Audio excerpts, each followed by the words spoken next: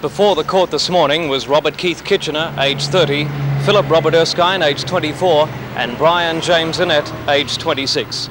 All three men are charged with sexually assaulting and having committed acts of indecency on a 23-year-old Maitland woman. The police prosecutor in court alleged the victim was taken to a house party on Saturday night and then to the riverbank at Hitton, where the acts of indecency and sexual assault are alleged to have taken place. All three men in court today denied the charges. A fourth man from East Maitland, aged 26, also faces similar charges. He was able to raise the bail and will also appear with the three men on the 28th of November.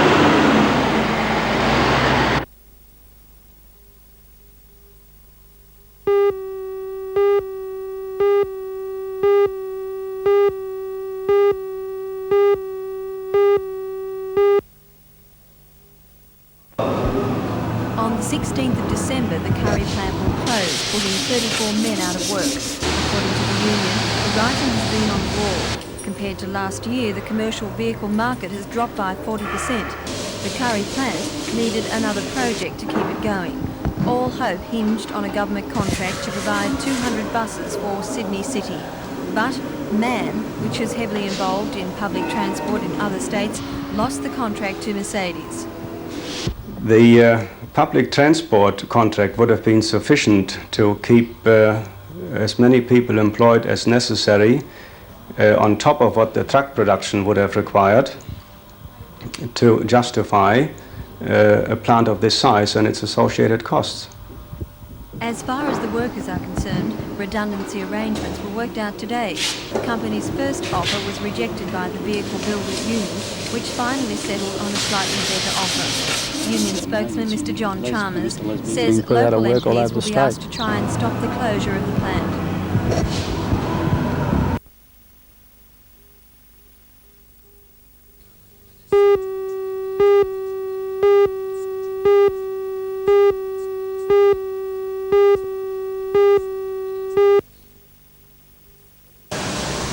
Everybody becomes a racing expert this time of year, and everybody has a short tip for the Melbourne Cup. The fact is, this year nobody is quite sure which horse will get up from the 24-strong field. For the first time, the TAB opened all 71 of its local branches at 7:30 this morning to give early starters a chance to lay a bet. District Manager Cole Stevenson says response has been excellent, with selling starting in earnest as early as yesterday. Last year, Newcastle punters placed $1.2 million on the race. It's anticipated that record will be broken this year. So, who is going to win today's big race? Chiamare, that's what I think. Yeah. I think I can pick the trifecta: Fountain Court, Kiwi and Veloso. Number 16.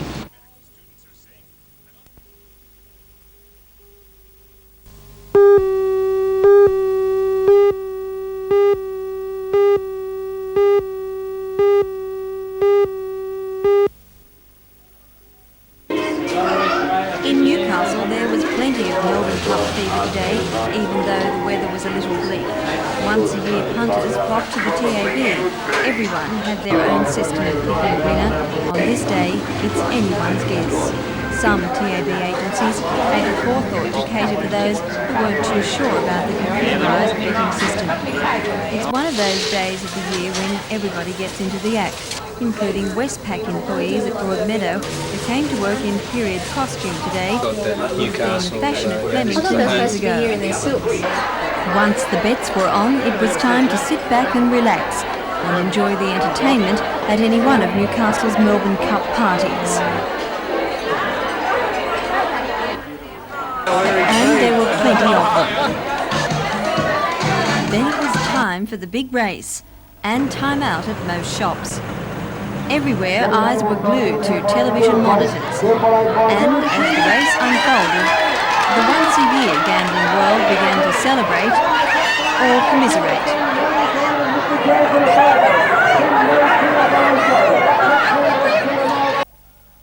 It was over for another year.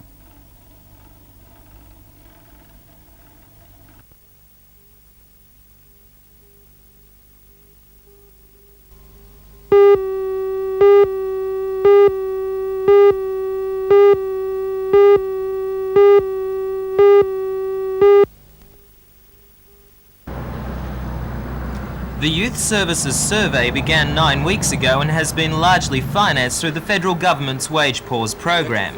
It has provided temporary employment for 3 people who are helping coordinator Ian Russell conduct a comprehensive survey of teenage opinions in the area. This has been done in several ways, including a nighttime phone-in, and questionnaires are being distributed to students and school leavers. As well, the opinions of parents are being sought. Ian, what are the aims of the survey? Yeah, basically what we're hoping is through fairly widespread consultation with young people in Lake Macquarie to come up with a report for council, probably in about January, indicating some of the or roles that council could play in terms of developing services for young people in Lake Macquarie. Ian, what have been some of the more common complaints received from young people? I guess we've detected a lot of anger and frustration among that particular group in terms of inability to find work and the effort that's going in on the part of a lot of people to find that work. A lot of sort of anger about the community perception of them. We've had a lot of comments that a lot of people think that it's easy to find jobs at the moment and it's not. And I guess a feeling of being disadvantaged in terms of social and recreational options. The end result of the project will be the printing of a directory of social facilities for the young and a report which will be given to the Lake Macquarie Council. That report will contain recommendations on how the council can spend money to relieve teenage frustrations.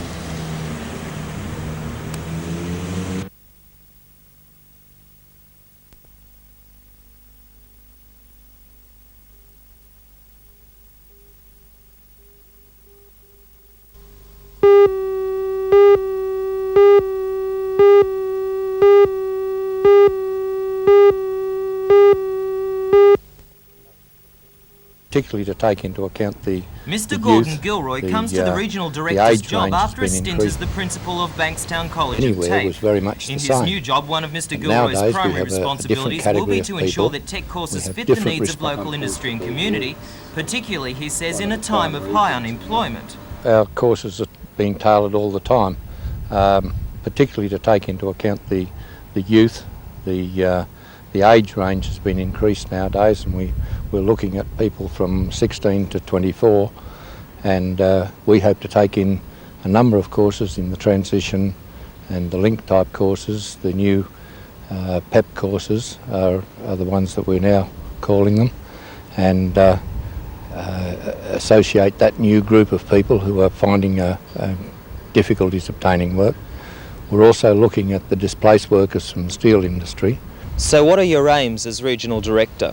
Well, my main aim is to try and make this college change to meet the changing circumstances that are occurring within this region.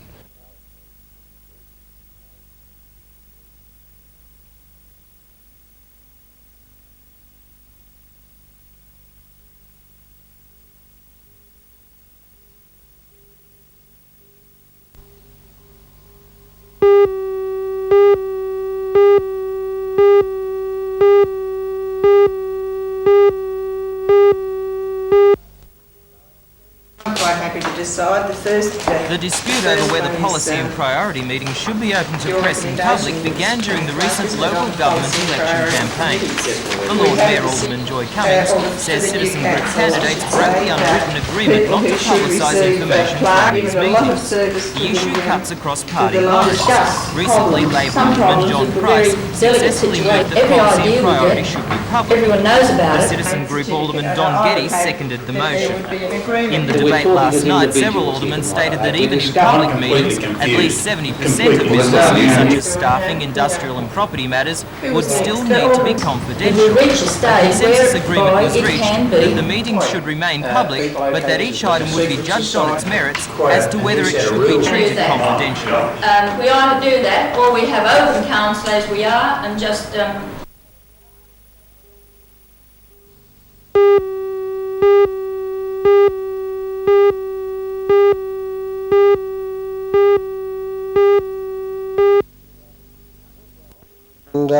Alan Cox was a Raymond Terrace builder who decided in 1960 that the motel business was just about to take off. He was right. In those early beginnings, the business has grown rapidly, with now 35 full and part-time employees.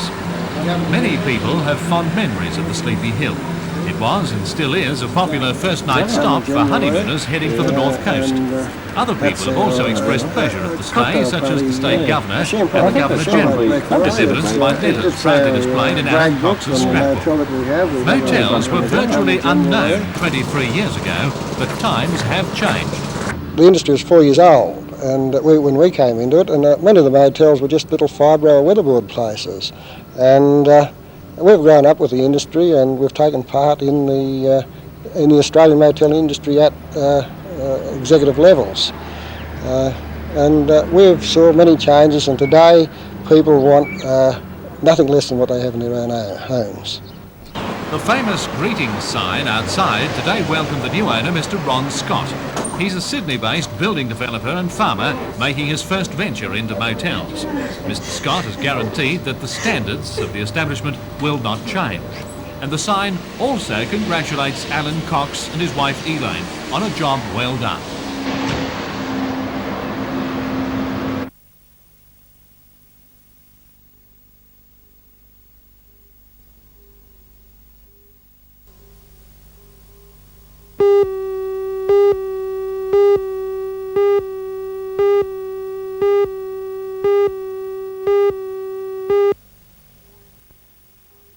The Barrington National Park is one of the most beautiful in the state.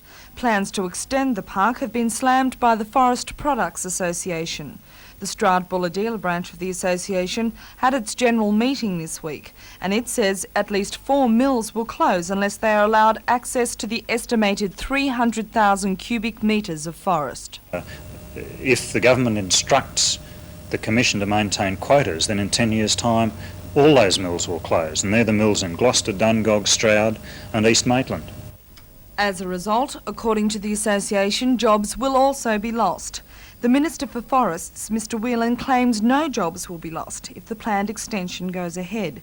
He says the slack will be taken up by tourism, or the loggers will be forced to go further afield for their timber. The plan is expected to go before Cabinet in the near future. Members of the Hunter branch of the National Parks Association say it's essential the rainforests are protected. The logging life of the forest is only about another 20 to 30 years anyhow. At that time it will be entirely logged out. The problems with the timber industry now are not shortage of timber, but shortage of markets.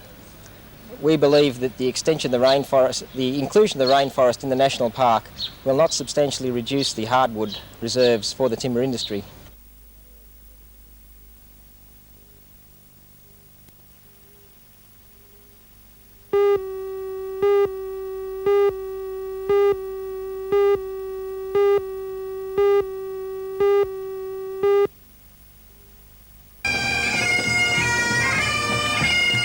Trees, that's been the main topic of conversation over the past 6 months in Greta. And today the silky oaks in question remained in pride of place, framing the procession as it marched down the main street of the township. There has been talk of destroying the much-loved trees to make way for the planned widening of the New England Highway. But that would not only destroy a venue for the annual Silky Oak Festival, it would also take away from the history and character of the town, according to the residents. This is the second time the parade and fete has been held, and the organisers say it's growing in popularity. It was originated to bring the multicultural township together and also to raise funds for the Greta Childcare Centre. But this year it has special significance because the Cessnock City Council has indicated it wants the Silky Oaks to stay. Tree campaigner Mrs Joy Davis. And the people in Greta love their trees.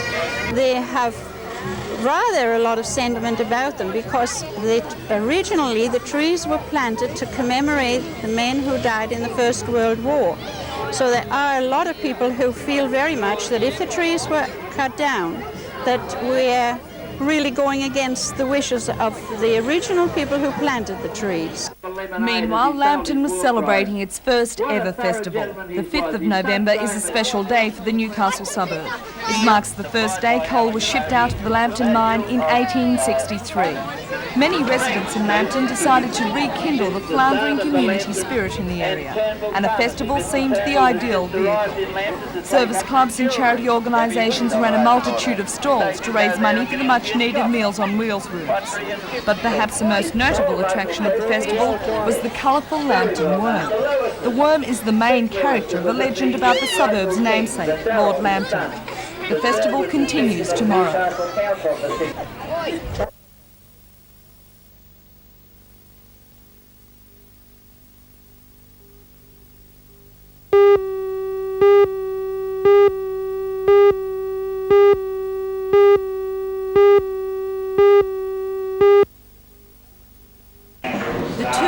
St John Ambulance men and women came from as far as Cessnock and Taree for the annual inspection.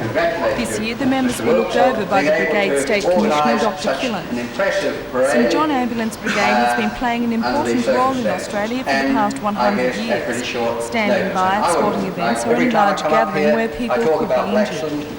Juniors can join the brigade from the tender age of 8. They then sit for a number of exams on first aid, home nursing, hygiene and safety, and progress through the ranks until they become adult members at 18.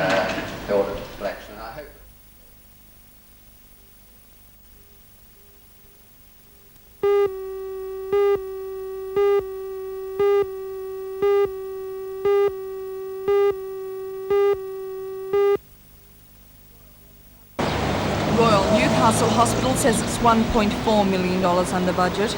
The Mater Hospital at Waratah has about the same shortfall. Western Suburbs Hospital needs $200,000 more, and Wallsend Hospital says it needs between $300,000 and $400,000 to maintain services. At the Royal, proposals to close William Lyon Hospital, cut 18 beds at Belmont and shut down wards have been looked into in a bid to reduce the deficit. Chairman of the Royal, Mr Graham Mullane, says he's looking forward to the meeting in Sydney on Thursday so that the 4 hospitals can put their cases forward. Well, we're concerned about 2 problems. The first is the current budgets, which are clearly inadequate unless we're going to cut services. The Minister has said there will be no cuts in services. We say it's impossible to continue with the budgets as they are without cutting services. Second problem is the ongoing problem, because for some years now there's been a problem with funding of the hospitals in Newcastle, and we want to get this sorted out. We want to see it stopped so that somehow or other there's a formula or some accepted routine whereby each year we get an assured level of funding. Wallsend Hospital recently received a stamp of approval from the state government for efficiency. The Chief Executive Officer, Mr Atkinson, says the only way to cut costs now is to close wards. Western Suburbs says it will be forced to close the much-needed nursing home beds at Dudley and Waratah to remain within budget. The administration says all the excess has been skimmed from the wards, and all that can be cut now are the essential services. The Dean of the Medical Faculty at Newcastle University, Professor Geoffrey Kellerman, says another problem is that Newcastle hasn't been adequately funded for its teaching hospitals. Before the faculty started, the majority of the very difficult problems were referred to Sydney.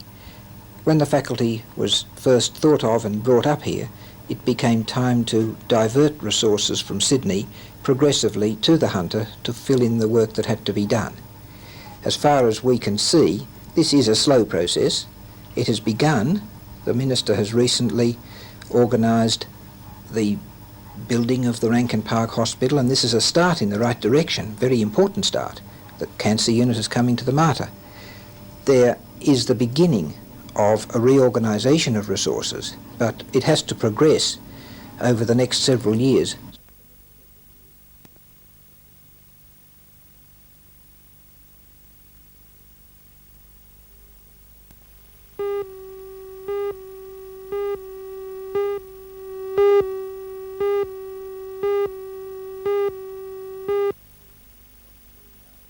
Dr John Gay, a Doctor of Health Sciences, was appointed to the CAE 6 months ago to oversee the introduction of the Nurses Education course. Both the Technical College, which presently handles theoretical training, and the CAE have been working towards this changeover for some time. So the Minister's announcement has come as no surprise. We've been planning it for several months, and going all the way into last year, with Submission 1, Stage 1 being put in as a submission, and Stage 2 having been approved by the college and being sent in as a submission.